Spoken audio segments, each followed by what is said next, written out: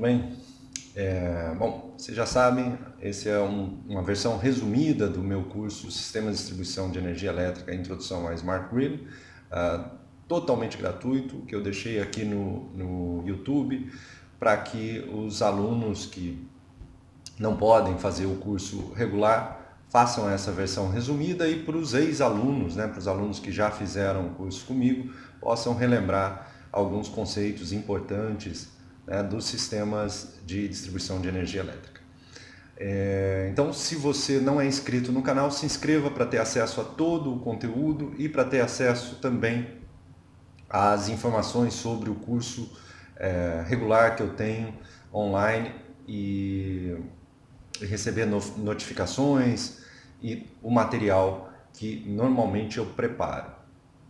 Beleza, a gente já está na 9ª aula e hoje a gente vai falar de ajuste de religadores. Normalmente eu falo de relé antes de religadores porque o relé é um dispositivo de proteção mais simples que o religador. Mas como o religador faz tudo que o relé faz e uma função adicional, que é o religamento do sistema, então a gente vai falar de religador. De certa forma vocês vão estar também entendendo como é que funciona um relé de sobrecorrente. Bom, como o nome diz, relé de sobrecorrente, ele avalia, lembra, eu adoro essa figura aqui porque ela é bastante autoexplicativa. Lembra da corrente de carga, corrente de curto-circuito.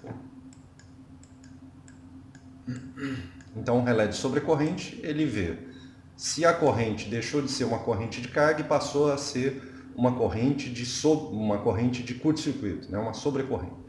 E ele vai lá e atua no sentido de eliminar a falta. Esse é o papel do relé, semelhante ao que faz o elo fusível. Só que o elo fusível você tem que ir lá trocar o elo, enquanto o relé basta que você religue, para que ele possa voltar a funcionar, o sistema ser novamente energizado. O religador ele tem uma função adicional ao relé, que é fazer o religamento do sistema automaticamente. Normalmente ele faz com alguns segundos, e isso é particularmente interessante em regiões onde você tem muitas faltas, muitos problemas transitórios. O que é problema transitório? É um galho de árvore que toca uma fase com frequência. Então por isso que as distribuidoras têm que fazer poda de árvore, essas coisas, para evitar problemas principalmente de faltas transitórias. É óbvio que se uma árvore, por uma tempestade ou algum problema, cai em cima da rede elétrica, aí você tem um problema que não é transitório, um problema que é permanente, você tem que ir lá, tirar a árvore, refazer o circuito, para eliminar o problema. Mas grande parte dos problemas de redes aéreas são de natureza transitória. Então, nesse caso, o religador pode ter uma aplicação mais efetiva, digamos assim. Eles, em parte, substituem os elos, em parte, Por que em parte? Porque a diferença de preço é tão grande que muitas vezes é melhor você complementar o religador com um elo. Então aqui a gente pode colocar um religador, Lembra que a gente colocou um elo de 12K aqui? E aqui a gente colocou elos de 3H. 3H aqui e outro 3H aqui também. Beleza. Então a gente quer que o religador ele coordene com esse elo de 12K de maneira que ele seja uma proteção de retaguarda. É isso que a gente está buscando. Para fazer o ajuste do religador, normalmente se separa em duas partes. Você faz o ajuste dos curtos-circuitos envolvendo fases, ou seja, exclusivamente fases, o bifásico e o trifásico, e faz um outro ajuste para curto-circuitos envolvendo neutro. Então o que a gente vai fazer aqui é só para fase. A ideia do neutro é semelhante, de novo, no curso completo eu explico tudo isso, mas para sintetizar um pouco mais o vídeo, a gente vai fazer só o ajuste de fase. E o religador, ele tem uma característica interessante, que ele faz alguns religamentos rápidos e faz alguns religamentos lentos. Então a ideia é que os rápidos eles sejam feitos antes que o elo se funda, antes que o elo abra, e o lento seja feito como proteção de retaguarda do elo. Tá? Então é isso que a gente vai buscar nesse dimensionamento. Como é que funciona o dimensionamento, o ajuste do religador? A gente tem que pegar a corrente de carga que passa por ele, nesse caso 8.3, e dar uma folguinha para a gente ficar lá entre a corrente de carga e a corrente de curto-circuito. Vamos considerar que é 1,5, essa folga multiplicado por 8 dá aproximadamente 12,55. Então a gente tem que colocar uma corrente de disparo do religador maior do que 12,75. Aí a gente olha o menor curto-circuito que a gente quer proteger dentro da região de proteção do religador. Então a gente está aqui, ó, no religador, aí a gente vai traçar uma área aqui que ele vai proteger, e o menor curto-circuito envolvendo fases é esse aqui, ó, 90,25, né? Esse aqui é maior que ele. Aí, professor, por que você não escolheu o 48,4? Porque esse é curto-circuito fase terra. Então a gente vai pegar o menor curto-circuito envolvendo fases. Beleza, então tem que ser maior do que 12,55, menor do que 90, vamos escolher 13, porque depois se precisar a gente aumenta. E a gente vai escolher 13 tanto para a unidade 50, ou seja, para os disparos rápidos, como para a unidade 51, os disparos lentos. Aí, agora a gente tem que olhar a curva do elo. A curva de 12K, que é aquele elo que a gente dimensionou para cá, que a gente precisa analisar se ele coordena com o religador, ela é dada num gráfico de log em que a gente tem corrente e tempo. Eu até tenho uma curva aqui, ó, que uns alunos que fizeram um trabalho usaram, deixa eu ver, tá aqui, desse material de proteção de sobrecorrente lá do sistema de distribuição de média tensão da CEMIG. Isso aqui está disponível na internet. Então lá na CEMIG, esse aqui é a chave fusível, esse aqui é o elo fusível. Aí você tem aqui, vamos pegar os elos do grupo B, que é onde está esse de 12K. Então reparem que aqui você tem corrente em amperes, a escala é logarítmica, e aqui tempo, a escala também é logarítmica. Então o que a gente pretende é fazer com que a curva do religador ela passe aqui por baixo, né? No caso do relé de 12K, ela passa por baixo do relé de 12K, as curvas rápidas e as curvas lentas passem por cima. Então, o que eu reproduzi lá no slide é uma ideia de como o elo de 12K funciona. Beleza, então como é que a gente faz esse ajuste? A gente escolhe os parâmetros do religador, a gente já definiu um, que é de 13 amperes, uma curva que é normalmente inversa. Essas curvas elas podem variar, né? Então a normalmente inversa ela é mais deitada, e a muito inversa mais inclinada, e extremamente inversa bastante inclinada.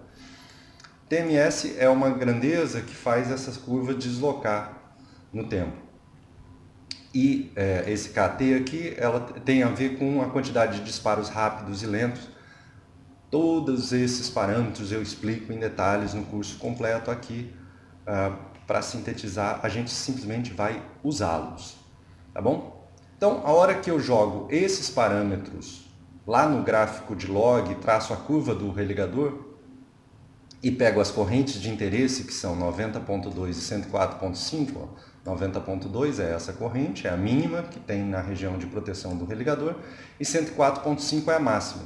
Então, se eu garantir que o religador, ele coordena com o elo para essa corrente de 90.2 e para essa 104.5, eu sei que todos os curtos-circuitos, ou todos os curtos-circuitos que estão dentro dessa faixa aqui, serão protegidos. Então, nesse caso, o tempo de atuação do religador vai ser menor do que o tempo de fusão do elo. As curvas do elo, eu não expliquei na outra aula, mas elas normalmente vêm em duas curvas, né? Vem uma que é de fusão e outra que é de interrupção. Como o elo é um dispositivo físico, né? Ele pode levar um tempo um pouco maior para romper do que o tempo previsto, não é tão preciso. Então, normalmente o fabricante dá duas curvas assim, para garantir que ou em uma ou em outra, ou no intervalo entre as duas, o elo vai fundir.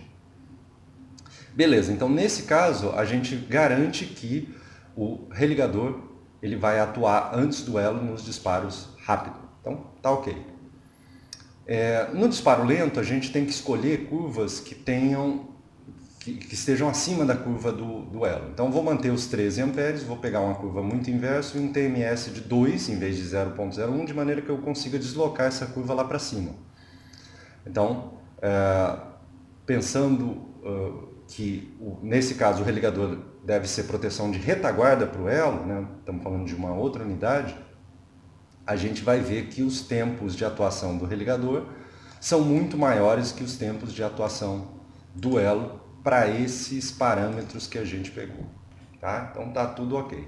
Eu passo esse trabalho para os alunos do curso, né, principalmente do curso presencial, e os alunos reclamam muito que, pô, professor, tem que fazer toda hora os testes para analisar os tipos de curto-circuito, aí você vai no gráfico de log, testa outra curva, é um negócio meio chatinho, né? Então, não tem como ser mais rápido? Os alunos me perguntam. E tem, né? A gente criou, aí eu pedi para 2 alunos no trabalho de final de curso que fizessem um programa em que a gente colocava os parâmetros e o programa nos dava a faixa de proteção e indicava se o religador e o elo estavam coordenando. Esse programa funciona da seguinte forma: você coloca o tipo de elo que você vai usar. Nesse caso, a gente quer coordenar o elo K, né? Existem elos H, K e T. Vamos pegar o elo tipo K. Vamos pegar os elos não preferenciais, que é onde se encaixa o de 12K. Vamos coordenar com o religador. Vamos fazer 2 disparos rápidos.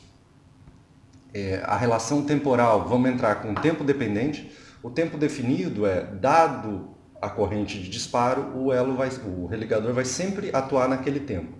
O tempo dependente, ele faz uma curva, como se fosse a curva do elo. Então vamos fazer tempo dependente. A relação temporal, né, da segunda curva também tempo dependente. Na primeira curva a gente quer o normalmente inverso, né? Na segunda, o TMS do primeiro era 0,01.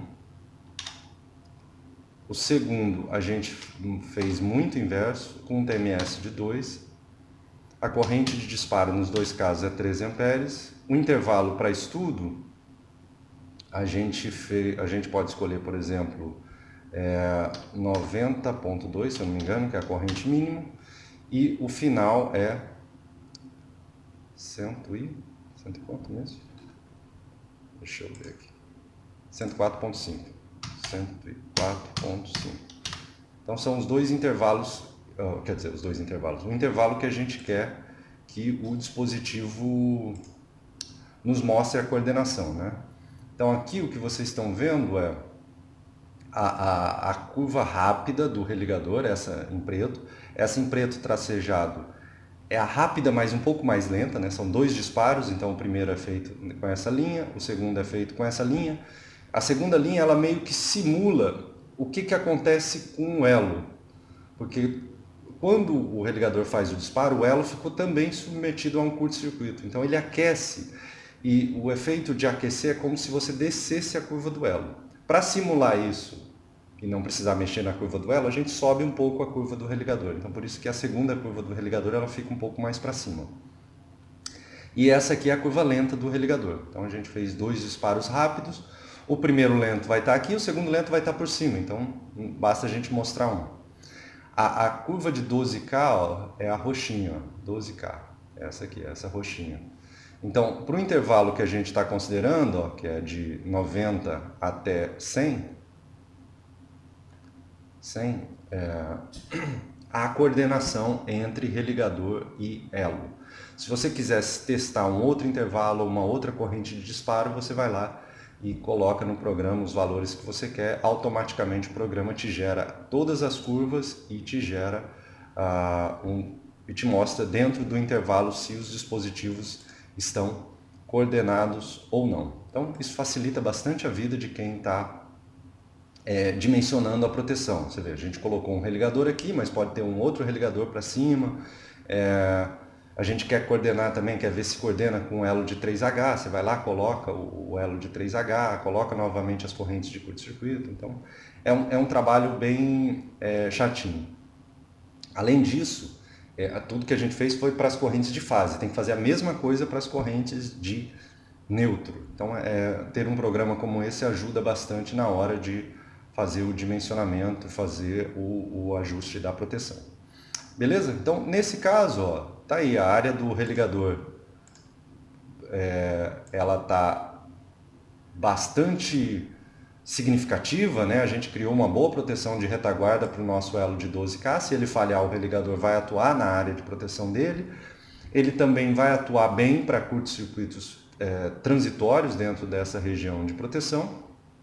Um outro teste que falta fazer é ver se ele coordena com o de 3H desse cara aqui, mas em princípio tá tudo ok para os ajustes de fase, tá? Os ajustes também teriam que ser feitos para o neutro.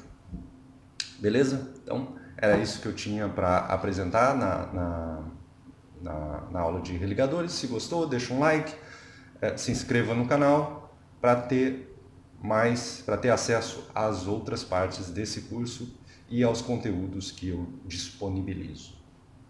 Tchau, gente!